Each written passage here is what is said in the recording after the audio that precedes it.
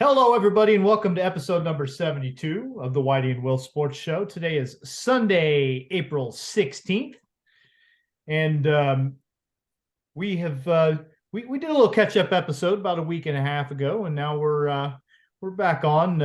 You had a few different things we wanted to talk about today, just in terms of spring sports. Wanted to make sure that we're doing a show every so often. I know with basketball, it's every week there's just fresh content to talk about, and it's easy to keep up with the spring sports. We're doing our best to stay on top of it. It's a little less straightforward as far as getting your hands on that information, but yeah, four o'clock starts versus 7:30 starts. It's a little different. Yeah, unless the radio station says, "Hey, we need you to work this game," and even then, sometimes I can't make it. Depending on what I got going on.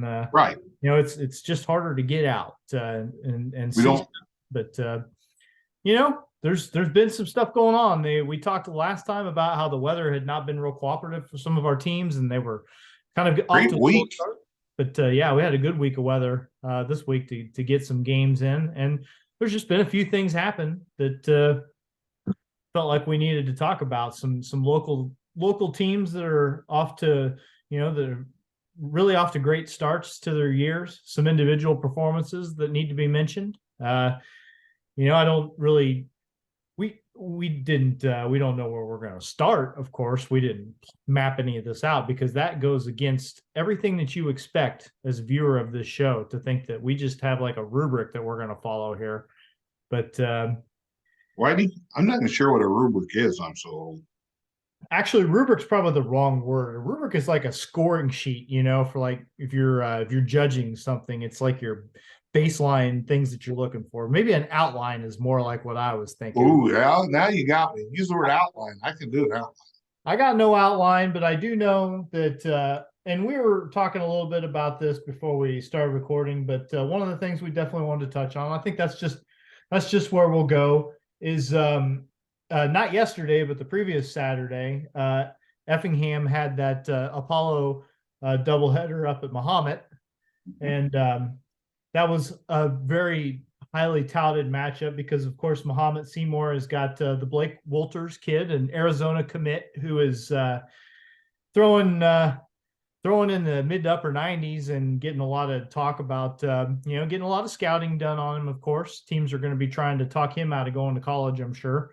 And remember, his dad's a St. Anthony grad. Yep, local tie. And I thought someone told me his mom's a T10 grad. I'm not sure. But Josh McDevitt went head-to-head with him in the first game of that doubleheader for Effingham. And, Josh is not exactly a slouch himself. He's got Missouri ahead of him.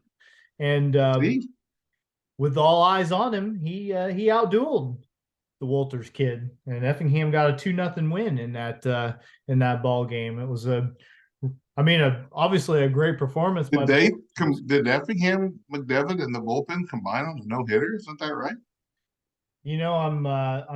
I'm kind of scanning the story here to make sure that he went 5 2/3. He walked 5, but he struck out 13. And it doesn't appear that he gave up a hit. Yeah, no hits. And they didn't give up a hit. Bullpen didn't give up a hit either. Yep. So he did five walks. That kind of kept him from finishing the game. Obviously, he got to his pitch limit, and that's why they took him out when they did. I think there's a day and age where there's probably no way you pull that kid, but now the rules are rules, and they do exist for a good reason. And so, but Whitey, his whip was under 1. This is true. Yeah, that's the thing. It's okay to walk a guy here and there as long as you're as 5 walks though. That's that, and his control has kind of been his bugaboo that has kept him from going, I think, deeper into games. Yeah. But very, very hyped matchup between these two young men. My understanding was you couldn't swing a dead cat without hitting a scalp. and those games like that are fun. Games like that are scouts of the major league level, not college. College isn't going to try to sign them away, even though Wolters originally had committed to Purdue. Mm-hmm. Yeah. And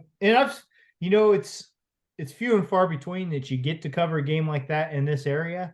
But I do remember back in my newspaper days when oh boy, I'm going to draw a blank on the kid's name from South Central now. Tanner Bushu. Spencer Patton? No, Tanner Bushu. this was after Spencer. Tanner Bushu and Chad Green going head to head.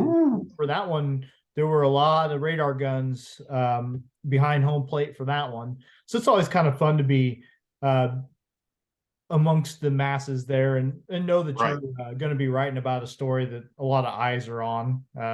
So that's always fun. So Alex at the Daily News had a story up on it. He must have been there, and who could blame him for making the trip to go? Yeah, that's one you wouldn't really want to miss. My understanding was, I got it from a pretty good source. Mr. McDevitt's getting a lot of contacts now. Yeah, well, that's the thing.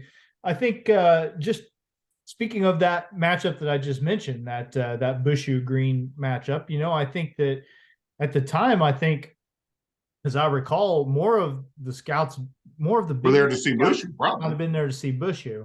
Yeah. Which, listen, that just goes to show you that you never know how things are going to turn out, because whose organization did he end up in? Well, it was the Astros. That's right. That's and it just never did. It never did work out. Derek Thompson got a lot of attention too. Not quite to those guys' level, but he's another kid who got drafted and gave it a try in pro ball. But I think probably between Chad and Tanner, I think that people looked at Tanner Bushu and saw a few things. He was left-handed. That was part of it, right? Wasn't he? I believe he was left-handed. Now I'm doubting myself, but he had that big curveball, and they just let's see, he was right-handed. I don't know where I got the lefty from. Maybe I had Derek Thompson on my mind. I know he's left-handed. Thompson was left-handed.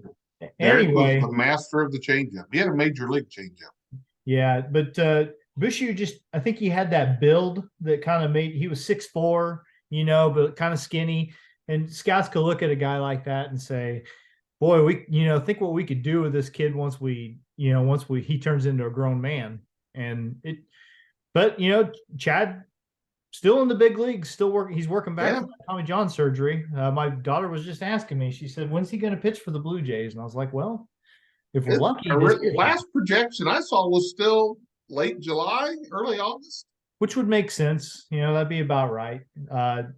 Pretty good comeback. Of course, by then Toronto might be like 30 games behind the Rays. So, the Rays did finally lose, though, haven't they?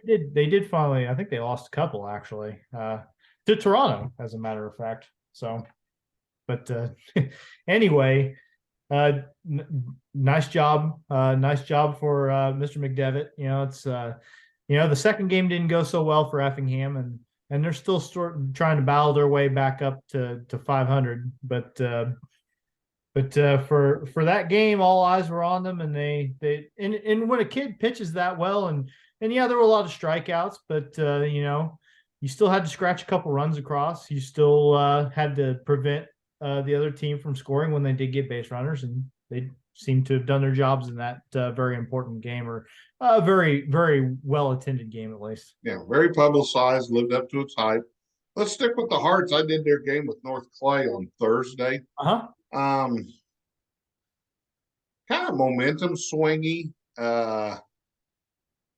North Clay scored in the first, then got 3 in the second. I think was up 4-0. Then the Hearts got 1, 2, 3, 4-3. Little momentum, actually. I felt like the Hearts had. I texted with a area coach who's on sabbatical, who may have been watching the North Clay game. Well, he kind of felt the same way after the fact, that he thought Effingham had the momentum. Had a 1-out walk. First, our pinch runner came in, our courtesy runner, and immediately Coach Freck went to the mound for North Clay, and I thought he was just going to talk to the pitcher and say, hey, no walks, come on. We got a 1-run game here, da-da-da-da-da. Well, they threw over first no pitch. They threw over immediately. And it was kind of close, but, it was what it was. And I'll be dang if they don't next time they step on the mound, they pick the kid off. And kind of took the wind out of FEM sails a little bit because the batter who was up, I think, was number 9 then at that point. Nichols, he walked, so then he had the top of the order up with 2 on. But it just kind of, and then North Clay came off the field, and I think that's the same time then Coach Freck called them together, and you could tell he was having a little speech with the boys. And then North Clay just ended up making it 12-3 before it was all said and done. Hearts were very ragged at times. Committed at least 3 errors in the last 2 innings, maybe. Maybe a fourth. Greg and I were hindered by the sun in our eyes. Yeah. We couldn't tell. But, there's some things about the Hearts. Josh McDevitt made a hell of a catch in right field that game, by the way. Come in, made a sliding catch, and I'm sure if you send that video to the Missouri coaching staff, they're holding their breath. But great play, great catch in right field. But the they just, even when they had the momentum, it was like they were hitting on 7 cylinders. They just kind of 2 steps forward, step and a half back. And step forward, and they needed good. It was almost like they were waiting on something bad to happen. You know what I mean? And you're getting to the point in the season where, early on those first 2 or 3 weeks, you're going to have games where the fielding is just well, and you've been taking ground balls in the gym, no bad hops in the gym, just a lot of things. And they just, Curran talked about it afterwards. He talked about, you give guys chances for so long. And I don't know the gauge of the season anymore. Wonderful week, weather-wise, incredible. But now, today, I thought it was snowing at one time this afternoon when that mist was coming, sideways, and the wind was howling. It's about 40 degrees, but I don't know. It's just one of those things. I mean, they've got the pieces there, I think. It's just, you get the McDevitt game, which is an incredible game, and you knock off Mahomet, you win the first game of a doubleheader, and then, turn around and get 10 run runs. And it's just they need 2 good things to happen to them in a row, I think, and then they'll start getting their confidence. I think that's the biggest thing is lacking confidence. Now, on the other hand, North Clay. Yeah, let's talk about them for a minute. We stressed on the radio, and when Greg and I were talking, they have a program. You lost 8, you win a state championship, incredible. You graduated 8 starters. Okay, well, now that's the hurrah. We'll talk about that forever. No, they're solid, and they had at least 3 freshmen starting. Yeah, I've got them. Their max preps has got them at 11-4 now. Yeah, and again, it was just last spring. Oh, I know, and 8 starters graduated, 8 of your 9, and Zimbar's kid started at 3rd, I think. I know he's a freshman because he played basketball, and I think is it Walden is the other freshman. He played a little bit in basketball. Yeah. He was DHing, and then they had he pitches for them too. Also, Compton kid pitched, and he first inning. I think he got out of the first inning on 7 pitches, and then he had a couple issues, 3 ball counts and such. But Coach Freck was kind of going with the 30 pitch limit for guys. It was one of those, near the end of the week games, and we got a whole bunch of games coming. We can't tax our pitching. Mm-hmm. So, kid had a live arm, weighed about 110 pounds, soaking wet. But then they brought in, oh gosh, dang it! Now, they had 2 brothers, the next 2 pitchers, and I think one of them was a freshman. A couple of Jones kids, yeah. Yeah, Aiden and Ian. Yeah. Mm-hmm. And I think Ian's the freshman, and he did. I mean, they both were fine. but that's potentially 4 freshmen. And oh, by the way, you got this shortstop who's pretty good. Yeah, Logan Fleener. I'm just I'm actually perusing. John puts all their stats up so you can. Oh, and Max Preps, yeah. Yeah, and so Logan's he's 15 for his first 35 this That's season. not bad. Yeah, he'll Hit take a couple balls hard. He hasn't hit any home runs though yet. He needs to work on that. Okay. Yeah. But the one thing that of watching this whole game, I was amazed at the number of balls hit to short and second that weren't charged. North Clay led off the game and hit really a slow roller to short. And Harper's playing short. You know, he's a pretty good kid, could throw. yeah. But nobody's coming, you know.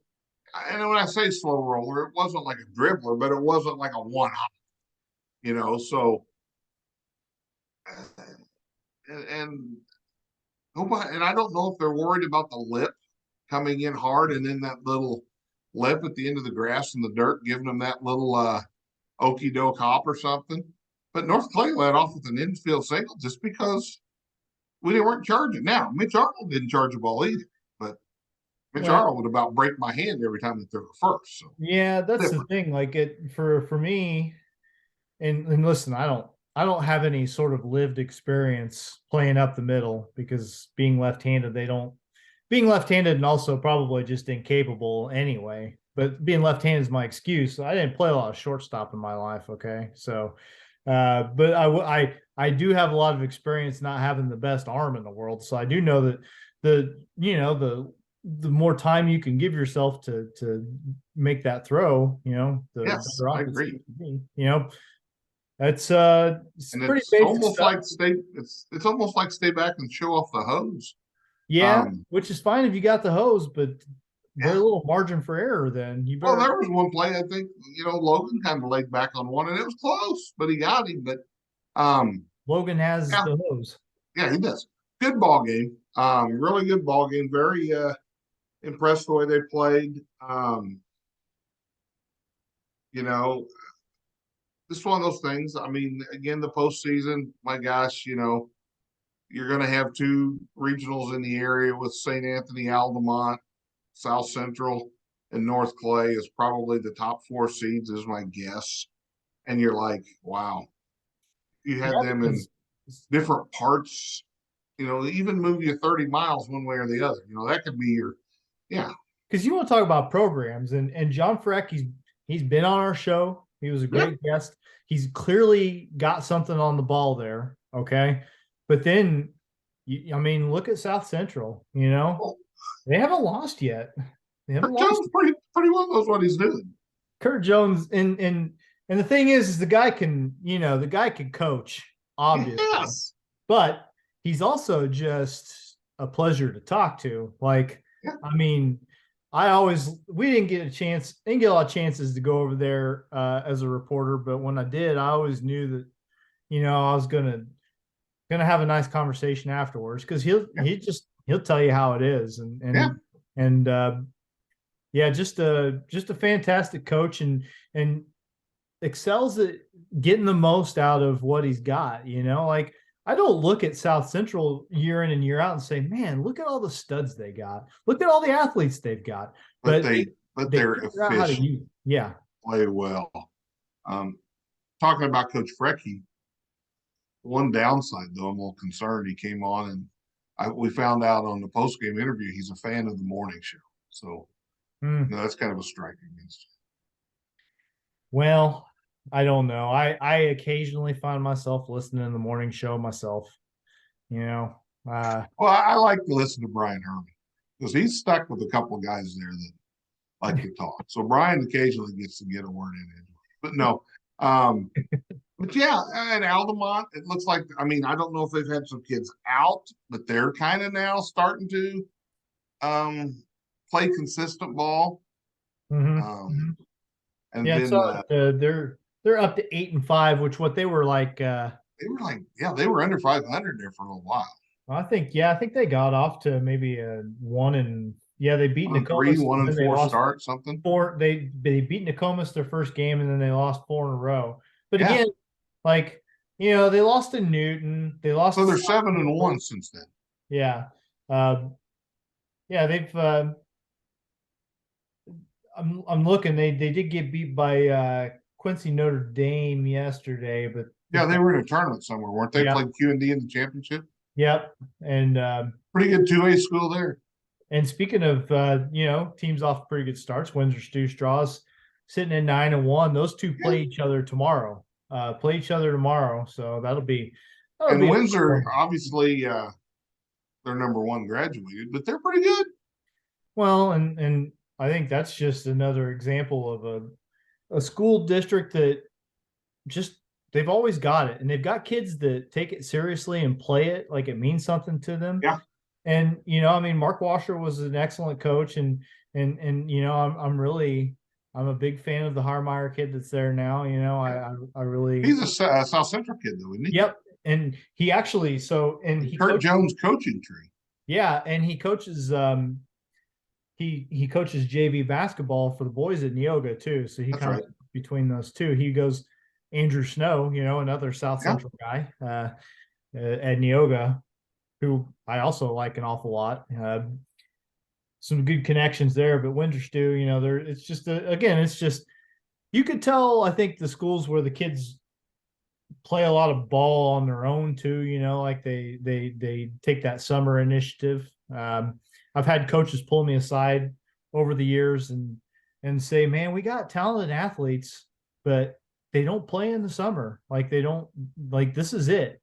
And so by the time they're learning how to play, it's regional time and it's too late, instead of like that just being an extension of, you know, the fact that they've been playing ball year round. So yeah.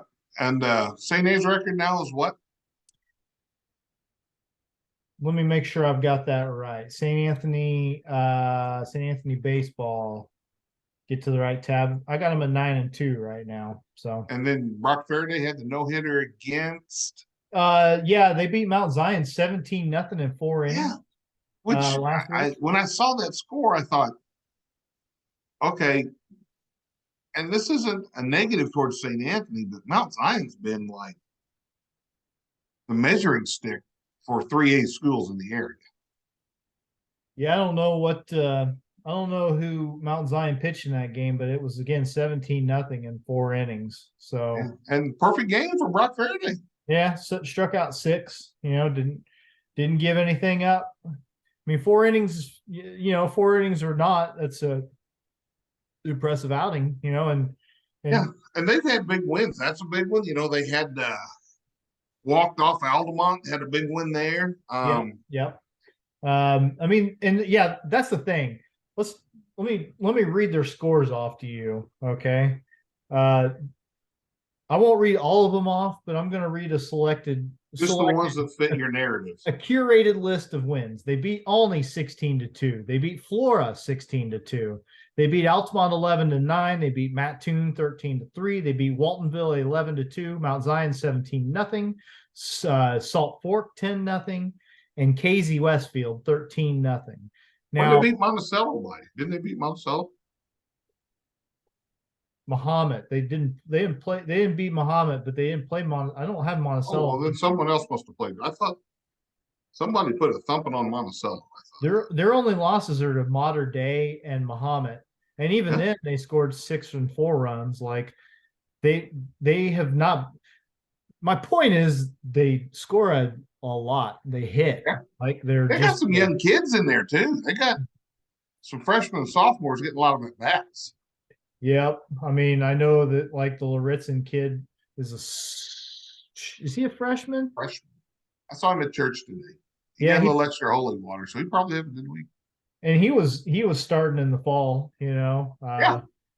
You know, that's just off the top of my head, you know. I don't want to leave anybody out, of course. But that's just the first one that jumped out at me because I knew they had some young kids coming, because I think somewhere I talked to Coach Craig, or I talked to someone who's close to him, and they said he's really excited starting this year for young group of kids who are coming in. Well, and Tony's got his statistics up on Max Preps as well. They're hitting the ball over the fence. They have 7 different kids that have hit a home run this year already. Laritzen's hit 4 of them. Okay.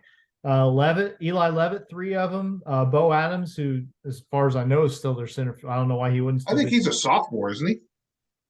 Bo Adams. I don't remember. I'm thinking sophomore, but I could be wrong. I feel like he's older than that. I feel like he may be. But I do know he's hit a couple of home runs. Fearday, Will Haney, Jansen Repke. I don't know. They're obviously hitting the ball very well as a team.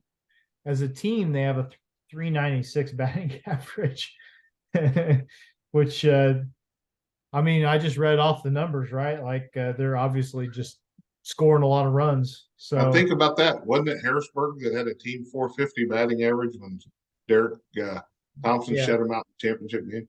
Yeah. Well, they were in the 400s. I know that as a team average. Derek Thompson was something else, man. He threw the ball that disappeared. Very few high school pitchers I enjoyed covering as much as him. Anyway, can you hear those dogs barking in there? You probably can, can't you? Really? I'm telling you. I'm getting ready to become a 60-year-old, so I don't hear it. Well, fair enough. Okay. What else I want to touch on? Well, St. Anthony softball still just hasn't played very much, but they are. Yeah, they're all right. T-Town baseball had starting to get a couple wins together. Yeah, 7-3, I see. Yeah, 7-3. I don't know about if they played yesterday, if it's in there yet. I would assume they did. I saw they beat Dietrich. One of my old golfers, Bennett Thompson, had a walk-off double, so I got to give him a shout out.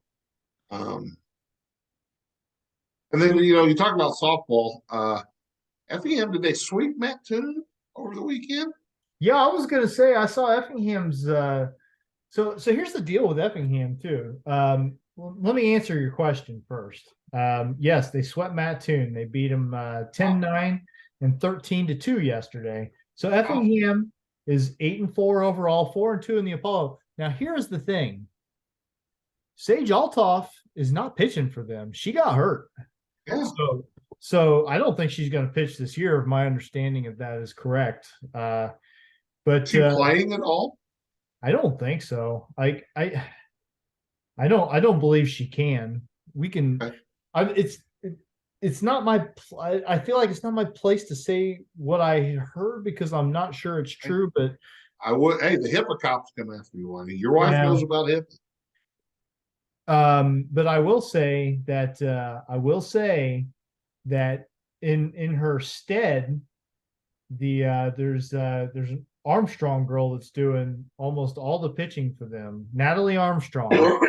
Okay, and she's a freshman, and she's thrown. So she'll throw every game between now and her senior year, like her sister. Well, it's entirely possible, and she's doing a good job.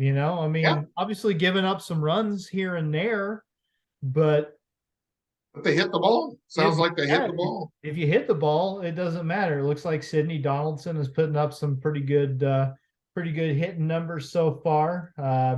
I'll have to maybe catch some of the city series because last time I saw Jerry Trigg, I'm not sure he was having a hard time walking from the dugout to the third base coaching box. Yeah, he's had to have some work done, hasn't he? Yeah, I'm wondering if they got he's got one of those little carts or something they wheel him around. But they got. I mentioned Sydney Donaldson, Reagan. Sydney Donaldson's only a sophomore. Reagan Boone, she's hitting 430. Riley Cunningham's one of their better hitters.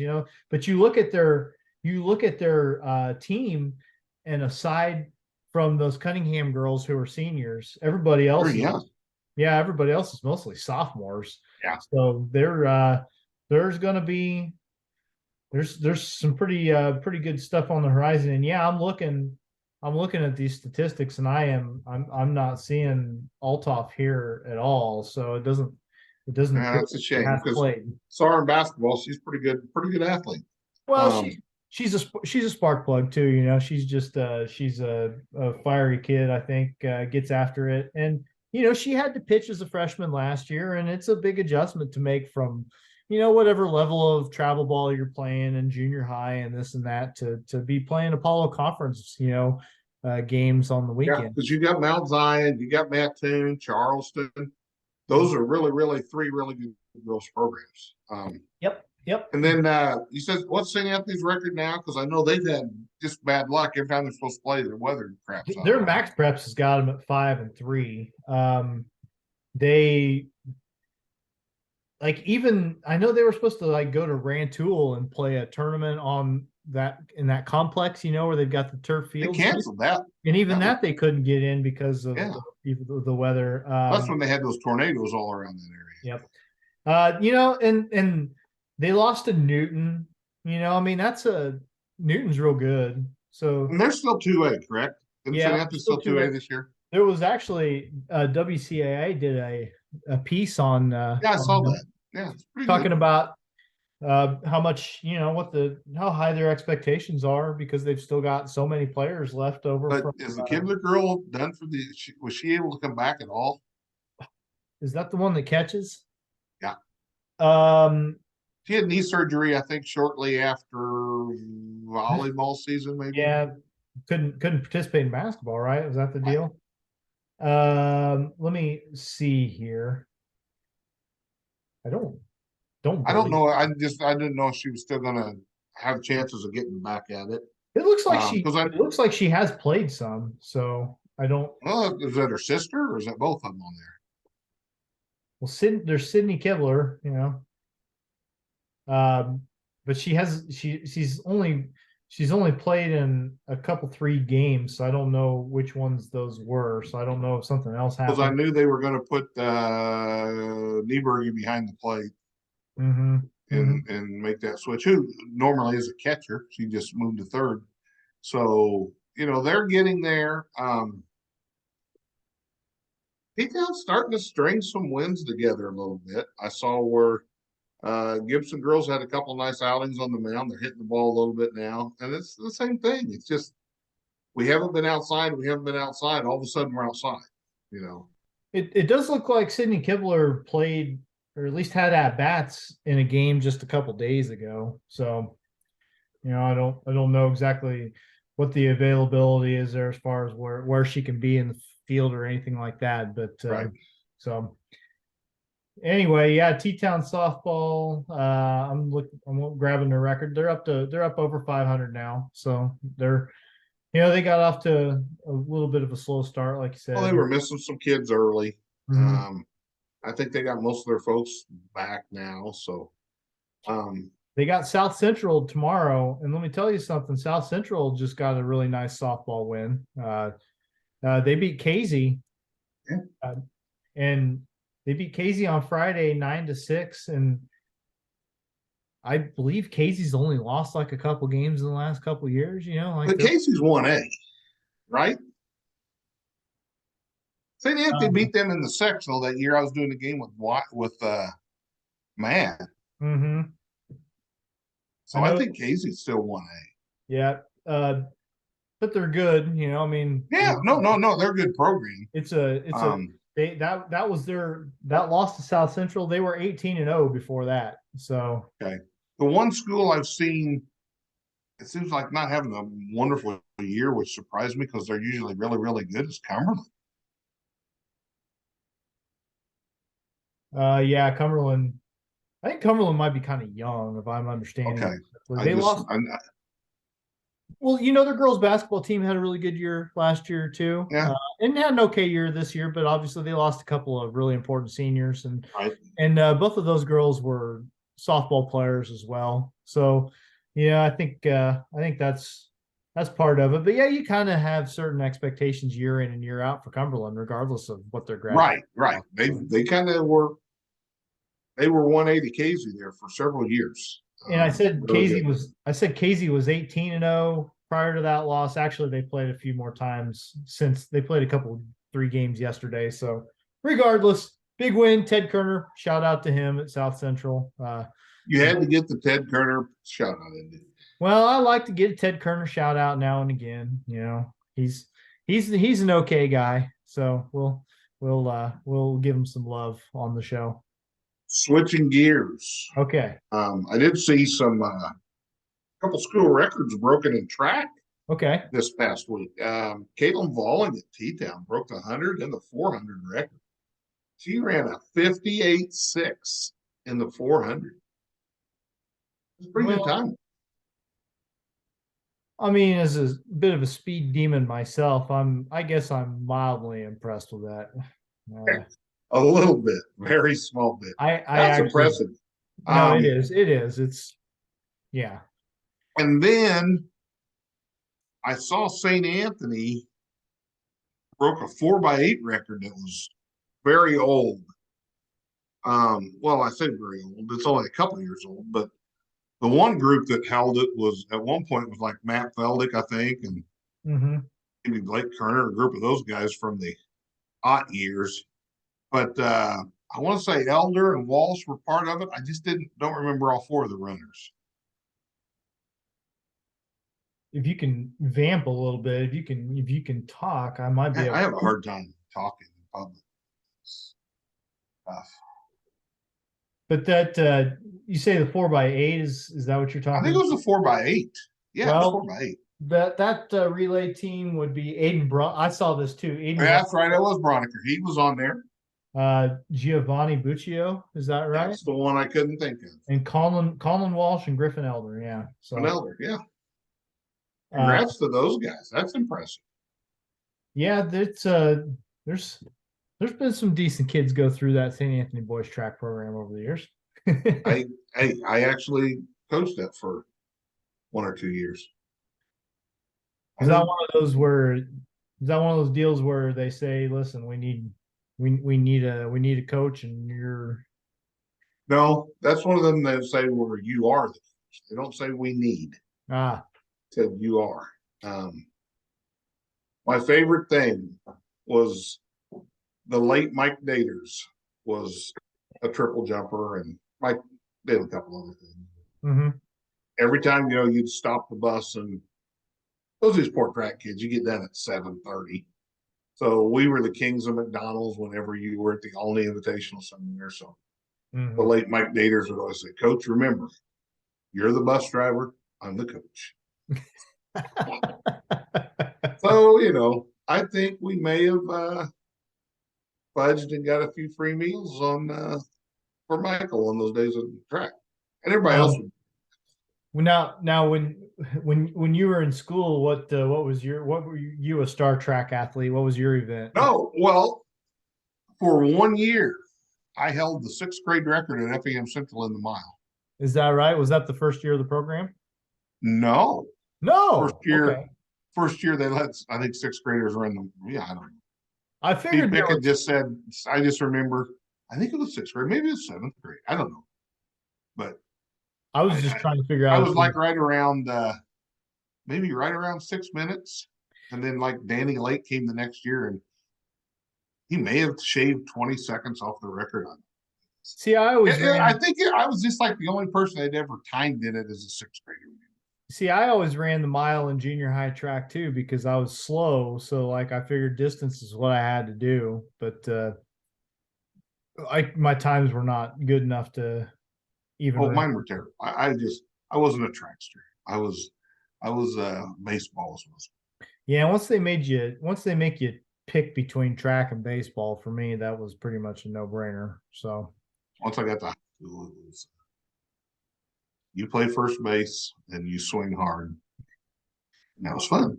See, I couldn't even get my foothold at first base because we had a big left-handed kid, bigger and better than me, that played that position. So I had to find my time in the outfield because that's the downside was taking infield when that hit a ground ball to Mitch Arnold, and you'd say, "God, damn, this is going to hurt," and it would. I think we got high school covered good enough. We got some ideas for things we want to talk about in the future. Yeah, a couple other we've talked. Yeah, and I want to talk to you after we're done with a couple ideas. We're going to have you work on a guest here. Oh yeah. Yeah.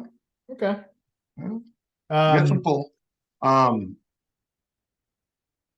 College wise, the NIL Oh, hey, or not NIL. I'm sorry, the portal. Oh, what? Before you do that, one last high school kid I want to give a shout out to, friend of the show. We had Lucy Fearday come and give a pitching clinic to our travel softball girls, our little girls. You have to pay her money. 5th grade. Yeah, we did. NIL money. I don't think we're doing anything illegal by paying her. I don't. But okay, no one will hear this. She did a really great job. Was my point. Oh, my point is that I told her 10 to 12 kids probably. We ended up with 18 showing up. And wow. She handled it and did a great job, and all the parents were really impressed. And just wanted to give her a shout out. She's good kid. Yeah, if she wants to coach someday, all I'm saying is that she'll make a very good one. What's that? She has the temperament. Yeah, she's definitely she's a good teacher, I guess is my point. Like which it doesn't compute to me. I don't know. People that are wired that way, I respect them, and it's not me. I didn't know till today that my wife had her as a second grader. Yeah. She taught. So I didn't realize they'd been here that long. I thought they came when she was like 5th grade or something. So yeah. Shout out to her. Okay. NIL, you had something. Have we talked about the rankings on NIL? We did, didn't we? I do believe you brought that up. Yeah. So, but no, there's a couple things. One of the things I want to reach out to with a guest is kind of touch on NIL a little bit. See how that really works, and so we're going to see. Still working, trying to get Joey Wagner. Mm-hmm. He does the Illinois stuff with the portal, with all the people going around, and it's insane. With all the transfers. I saw Fran McCaffrey whining about that a little bit, and I got to be honest with you. He's the kind of coach that system should benefit, right? Like it's the mid-major coaches and the lower tier, those are the people. Yeah. They're the ones who get picked clean, Right. Like if he can't benefit from it, that's his fault to me. Like I have not seen where any of the Florida Atlantic kids have left. Did I look at that? I was thinking none of their kids entered the portal. That's the one where the coach just took a long extension too, right? Like he took an extension. Because that's what you see a lot of times. You see those mid-major. Oh yeah, those guys, and then they become the flavor of the day, and then they get a job at they get small Power 5. Yep. When I say small, just a Power 5 who didn't make the tournament. Which I can never. I guess. Listen, I'm never going to blame anybody for trying to advance, but it is refreshing to see somebody say, "No, this is where I want to be." These people made a commitment to me, and I'm going to, I'm going to stick around. And maybe it's true that he does have the one out when Indiana comes open. So I just, I do think, and a lot of coaches end up finding it out that sometimes that's just where you belong too. Like, oh, I know. But coaches are competitive too, and it's a not just a competition on the floor, but it's a competition amongst the the brotherhood, right? To move up and take a big program and take it to the next level. So do you follow Coach Underwood on Twitter? No, I don't. Well, they had a picture because he had the Coaches versus Cancer big fundraiser in Champaign. Yes, and a lot of the coaches were there from the Big Ten, but there was a picture they put out, and he had on Twitter. It was McCafferty, I think Collins, him, and Izzo. Those were the 4. Yeah, Izzo. And then Underwood sent that picture out and then said, "Best caption gets a autographed Illinois shirt." Oh yeah. So I submitted a caption. I think it should probably win.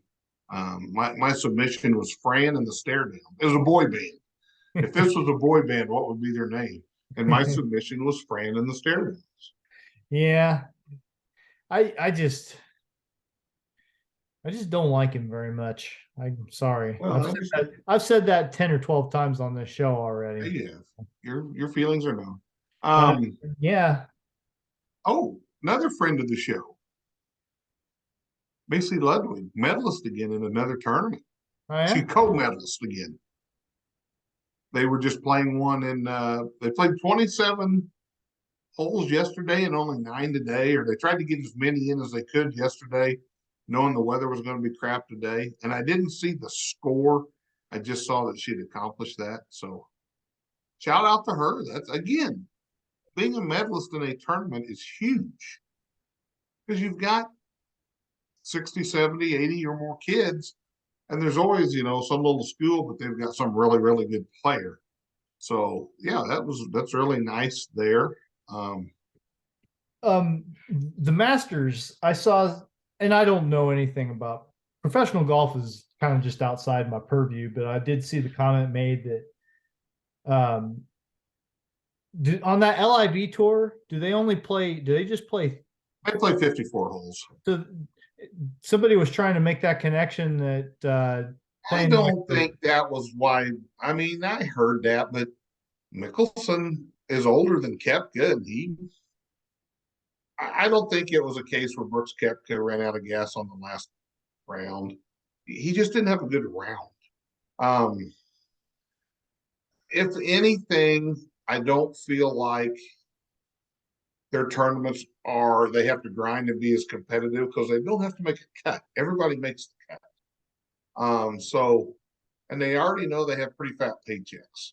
Yeah. I mean, so if anything, the competitiveness, but no, I was impressed. I mean, it really, you kept wanting it to be Hovland to back his way in, and gosh, who else now? Jordan, Spieth, Mickelson. I mean, there was guys that had a chance to kind of back their way into it because there was a little bit of struggle bus going on, and they, John Rahm's a stud, man. He's a stud. My only solid opinion about John Rahm is that he appeared in a few of the Dude Perfect videos that my kids like to watch, and so I have a positive opinion of him. That is, I have no idea what that is. So yeah, well, I'll defer to you on it. That's all I got for you. But you were going to say a Dude Love video. So he flashbacks to Mick Foley. Yeah, well, I know who that is too. No, I don't know. He just seems like a good guy. That's all I got for you. So Masters of the baseball, and it's just, yeah, we could spend some time talking about how the Cardinals stink, but I don't think you want. They're just, they're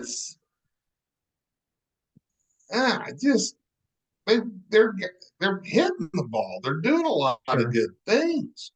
They just don't. They're starting pitching, and I thought they turned the corner a little bit. And their bullpen we're tired, and we don't have the guy just to come out and eat the innings and take the beating. Everyone I saw him quoted as saying, every one of our pitchers will throw in at any time in the game. Well, that's all well and good, but we got to find somebody. I mean, walks. Today, I was in the woods looking for mushrooms, I will say, for a little bit, bundled up. Mm-hmm. And I saw Derek Gould had tweeted, the Cardinals walked the number 8 hitter for the Pirates, whose batting average for the year was Ott. Whoever it was, I don't know how many at bats they had, but hadn't got a hit all year. Walked him, and the number 9 hitter, whose batting average was 100, drove in the Pirates' first run of the game. And that's just how the Cardinals have been pitching. And Wilson Contreras has not hit yet. His brother, I saw, had like an 11 or 12 game hitting streak for the Brewers. And Mr. Walker, the Cardinals, tied the major league record for under 20-year-olds for hitting streak to start the season. He's a big man. He is. He's a big man. He's 6'6". And he can't even go after a game across the street and have a beer. Hey, did you happen to know which team has the best record in the National League, though? Tampa Bay. In the National League. Come on. Oh, in the National League. Let's see. Is it? It's probably the Braves. Oh boy, you might be right. Hey, do you guys still have Marcell Ozuna on your team? I don't know why. See, I got you off your high horse there pretty quick. Let me tell you something. Marcell Ozuna is just useless. Okay. So was the Cardinals trade to get him or the Braves trade to get him worse? The Braves. Didn't the Braves trade him with the Cardinals? Or get him as free agent? No, the Braves. The Braves signed him for. Didn't the Braves? It was like a 1-year deal, wasn't it? And then he was with them, and then he got like in trouble. Then they brought him back. Let me see here. I don't want to get. I saw the video again the other day. He showed up on Twitter when he face planted, jumped up on the wall, and the ball landed on the wall. Jumped up on the wall and the ball landed. He's never been a good fielder, but like, okay, so yeah, I was right. He signed a 1-year deal with the Braves after his contract with after this contract with the Cardinals was up. And that went really well because that was that 60-game season, and he put up left. Numbers. No, then they came back. They re-signed him to a 4-year deal after that, and then he missed pretty much a full season because he's a shithead. Yeah, so I'm just thinking, was the Cardinals trade with the Marlins worse than the 4-year contract they signed him? That's a coin toss. Well, Sandy Alcantara and Zach Gallen were part of that deal. Both Cy Young candidates. So that's not great on the Cardinals' part. But the flip side of that is that he played pretty well for St. Louis. Like, he did. In fact, he didn't hit his wife when he was in St. Louis. Well, and she that we know of. And she didn't hit him either. Braves fans will always, the worst kind of Braves fans will always try to work that in, right? Like, well, they just have an abusive relationship, and it's who knows whose fault it is. Like, I don't know. I don't care. Like, I don't care because like that noise in the background is not, his play on the field doesn't justify having to deal with the PR of having him on the team. Like, he stinks. I don't know. He's like 3 for 42 or something right now, and he strikes out a third of the time. And he can't play in the field because he's bad. So yeah. All right, let's quit talking baseball because I'm getting depressed. I was not depressed until you brought up Marcell Ozuna. The Braves are. Well, I know, but I was when you brought up the Cardinals. So they did get a win today. So there is a glimmer. I will say this about Ozuna. Because you mentioned him, I mentioned him playing good for the Cardinals. Well, we went when the Braves and Cardinals played in the division series. I guess it would have been Ozuna's last year there. So 2019. We Mackenzie and my dad and I went over to see a game, and it was the game before the infamous Mike Fultonevich 10-run first inning game. But the Braves, that was a fun one. The Braves should have won. But they didn't, and part of the reason was that Ozuna hit 2 home runs in that game. So not only does he torture me now as a Brave, but whenever he used to torture you as a Cardinal. Yes, exactly. That's my point. Like, he's the gift that keeps on giving, Lenny. All right. Never mention his name again. Yeah, I'm gonna get an Ozuna jersey. I bet they're cheap. I wouldn't give a nickel for it. You got anything else? No. Weather's supposed to be it's going to warm up after. It's dry after today. It's going to be cool, but then it's back into the mid-70s in the middle of the week, and then cooling off again. So I think we're going to get some more rain toward the weekend, though, is what I was seeing. Weekend's kind of chilly. Weekends, I thought I saw 50s. So yeah, like tomorrow, it's not going to be real warm, but at least it's not going to be raining. And then Tuesday, Wednesday, you get decent temperatures. Thursday, there's a chance of rain. Then all weekend, pretty much. So. All right. I don't know. It's just kind of looking like one of those springs where some teams are just, some teams will get a lot. Some teams are getting to play and some aren't. Just depends on, but you're all about at this point about have every day filled, and you're just playing roulette now. Yep, just got to hope that you get enough work in and stay consistently busy to where you have some sort of rhythm going for regionals, because they're honestly they're not that far off. You know, I mean, Nope. the season compared to basketball, which just kind of can feel like it goes on forever sometimes. And then it winds up quick. These spring seasons, they ramp up in a hurry, and then next thing you know, school's almost out, and you're thinking about the postseason. So, and graduations are about 5 weeks away. Some less. Yep. Some 4 weeks. All right. Well, I think I mentioned everything I came. All right, that's all I got. So, all right. Well, we'll brainstorm a little bit about the next show we do, and Okay. it's again, it's not like basketball where you just sort of consistently have a week's worth, of stuff to talk about all the time. But we'll do our best, and you'll we'll work on it. All right. Well, Mike, sounds good, bud. Talk to you later.